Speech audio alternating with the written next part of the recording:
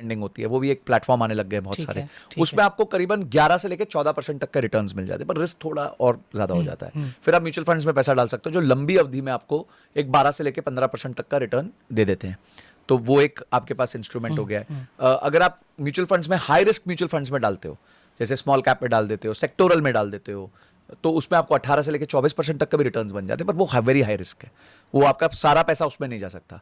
फिर इससे भी ज्यादा रिस्की चीजें आती है, जैसे फ्यूचर्स एंड ऑप्शंस हो गया, पेनी स्टॉक्स हो गया, क्रिप्टो हो गया, और ये सब चीजें हो गई, तो ये आपको ऑब्वियसली रिस्क बहुत है, रिटर्न्स भी कभी कभी बहुत दे देता है।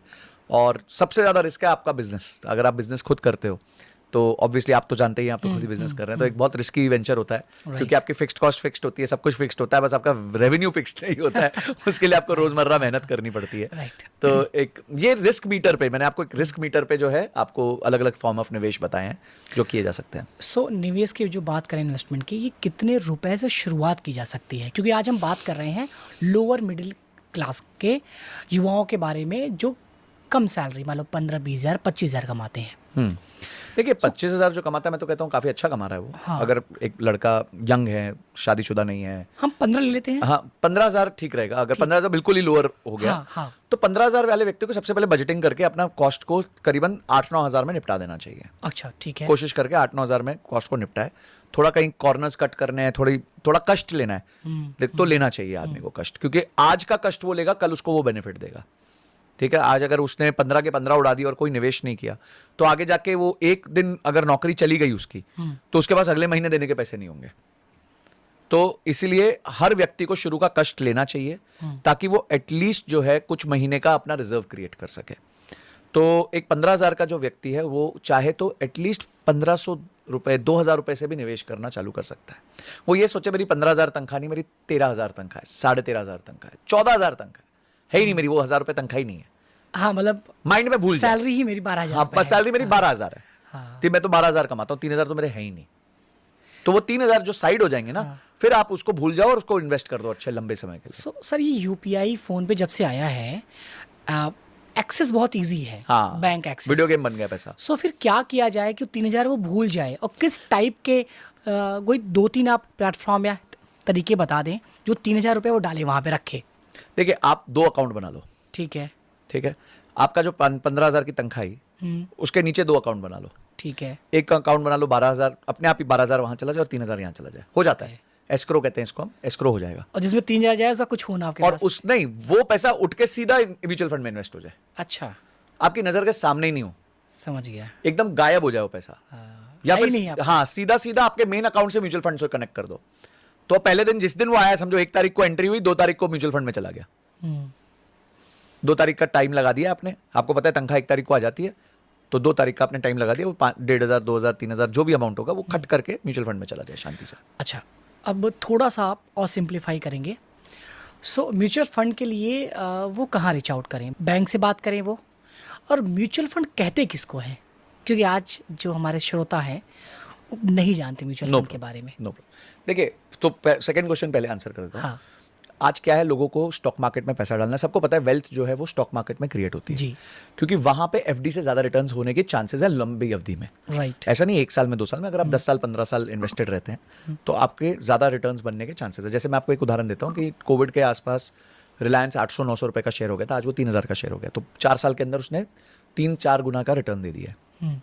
तो आपको एफडी एक 4 साल के अंदर 3-4 गुने का रिटर्न नहीं देती, एफडी में आप 4 साल में 30-35% कमा लेते हो। ठीक है। तो ये चांस आपका सिर्फ आपका स्टॉक मार्केट में ही होता है कि आपको हाइपर ग्रोथ मिल सकती है, बहुत जबरदस्त ग्रोथ मिल सकती है। ठीक है। अब है क्या कि चंदन जी के पास है फॉर एग्जांपल 1,000 रुपए, हाँ। वो डालना चाहते हैं, रिलायंस भी खरीदना चाहते हैं, टीसीएस भी खरीदना चाहते हैं, इन्फोसिस भी खरीदना चाहते हैं। ठीक है। रिलायंस है 3,000 का, टीसीएस है 4,000 का, इन्फोसिस है 2,000 का, मोटा मोटी। ठीक है। तो 3 4 7 2 9, अब 2 9,000 के शेयर हैं, आप 1,000 रुपए लेके बैठे हो, तो कैसे डलेगा पैसा? तो आपके जैसे बहुत सारे लोगों का पैसा इकट्ठा करता है म्यूचुअल फंड, ओके, और अपना एक पूल बना देता है, किटी बना देता है।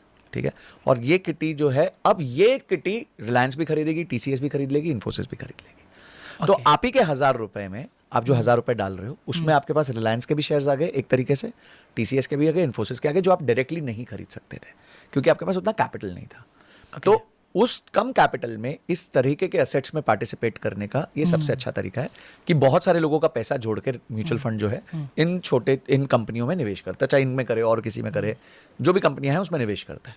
यानी आपका एक फंड मैनेजमेंट कंपनी मिल गई हाँ। जो आपके के फंड को मैनेज कर रही है, सेबी रजिस्टर्ड है, हाँ। सारे अप्रूवल्स हैं उसके पास, पूरा डिस्क्लोजर है, हर क्वार्टर में अपनी रिपोर्ट सबमिट करता है, आपको बताता है कि उसकी कंपनी के अपने कौन से शेयर्स उसने खरीदे हैं, कौन से बेचे हैं, आज कौन से शेयर्स उसके पास हैं। अगर उसके पास समझो 1000 करोड़ का AUM है, असेट्स हैं, 1000 करोड़ रुपए उसके पास है, तो कौन से शेयर में कितना पैसा लगा है, सब बताता है वो। ग्रेट, बहुत ही बढ़िया सर।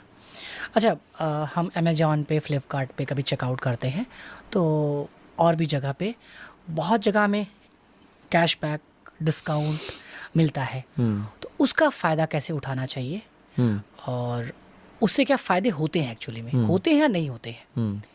देखिए, ये ना बहुत ज़बरदस्त फ़ायदे नहीं होते। अगर आप कैशबैक देखोगे तो कोई भी जगह कैशबैक 1.5 से 2% का ही होता है। तो कैशबैक तो ठीक है, मेरे को लगता है जो कूपन्स देते हैं ना वो बहुत फ़ायदेमंद नहीं होते। कूपन से आपके मन में एक अर्ज होती है वो चीज़ खरीदने की, मेरे साथ हो चुका है ये। अच्छा, जब मतलब आप यहाँ पे कितने भी सूझबूझ वाले हो, आप गलती कर ही देते हो। हाँ। पैसे को लेके सब गलती करते हैं, मैं भी करता हूँ। तो आपने समझिए आपको एक कूपन मिल गया भाई 30% ऑफ ऑन, क्योंकि आपने कहीं खर्चा किया तो 30% ऑफ कोई प्रोडक्ट पे। जैसे हम कपड़े वगैरह लेते हैं हाँ, कभी तो बता दे भाई, हाँ। तो वो तो क्रॉस प्रमोशन चल रही है ना, हाँ, है ना, वो तो क्रॉस प्रमोशन चल रही है। तो बाय चांस कभी कभी आप खरीद ले तो वो चीज़ यूज ही नहीं करते हो, आपके यहाँ पड़ी रहती है, फिर आप बोलते हो आपके पास दूसरी चीज़ें करने के लिए पैसे नहीं है, आपने वेस्ट कर दिया पैसा वहाँ पे। सो पॉइंट इज कि आपको कभी भी कैशबैक फिर भी एक सही चीज़ है, ये कूपन वूपन के चक्कर में मत पड़ना। ओके, ठीक है, अगर आप वो चीज़ जनरली यूज़ करते हो, फॉर एग्जाम्पल अगर आप जोमेटो पे महीने का 1000 रुपये खर्च करते हो और वहाँ का कोई कूपन मिलता है तो बात समझ आती है। पर नहीं तो और कहीं नया चीज़ आ गया जी, कोई नई हेयर केयर कंपनी आ गई है, उसका कोई नया प्रोडक्ट आया है, तेल ऐसा आया है कि सब बाल वापस आ जाएंगे, वो अभी 30% ऑफ पे मिल रहा है, तेल 3000 का है तो आप 2000 रुपये का तेल ले बैठे, क्यों? क्योंकि 30% ऑफ मिल रहा था, तो 2100 रुपये चले गए जी हमारे तेल लेने में। तो अब वो तेल लगा रहे हो, आपको पसंद नहीं आया, हु नोज ये सब, तो इसको साइड रखो।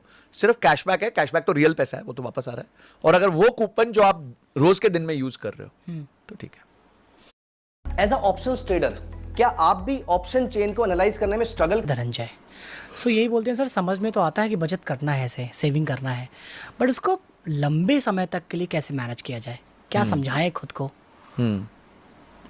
मतलब छोटी बचत को लंबे समय तक कैसे करें, कैसे करते रहें?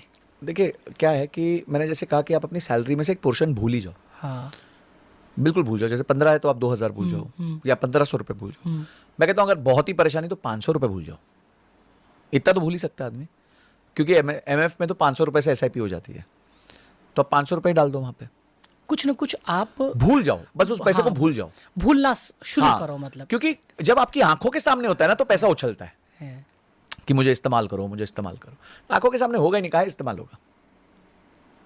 दूसरी चीज, जब भी कुछ खरीद रहे हो, जब मतलब कोई लीजर आइटम खरीद ले हो, ठीक है, तो जब तक आप उसको 2 बार नहीं खरीद सको, आप उसको 1 बार भी मत खरीदो। अच्छा, हाँ, जब तक आप उसको इसको मैं औकात कहता हूं, आपकी औकात होनी चाहिए खरीदने की। अगर आज मैं मर्सिडीज खरीदना चाहता हूं तो क्या मैं 2 बार मर्सिडीज खरीद सकता हूं? नहीं, तो मैं नहीं, आज मैं 1 बार भी नहीं खरीद सकता। ग्रेट ग्रेट, ठीक है। तो ये मैं एक फ्रेमवर्क रखता हूं औकात का, कि कभी भी आप वो चीज मत लो जो आप 2 बार नहीं ले सकते। समझ गया। तो यहां पे आपका कंट्रोल आ जाता है। तीसरी चीज है, मैं एक बार एक्सरसाइज की, मेरे क्लास चल रही थी, तो मैंने सबको बोला कि यही पर्सनल फाइनेंस के ऊपर बात चल रही थी, तो सबको मैंने एक्सरसाइज बोली, मैंने एक काम करो, घर जाओ, जो चीज को पिछले 1 साल से हाथ नहीं लगाया है वो चीज का नाम लिखो।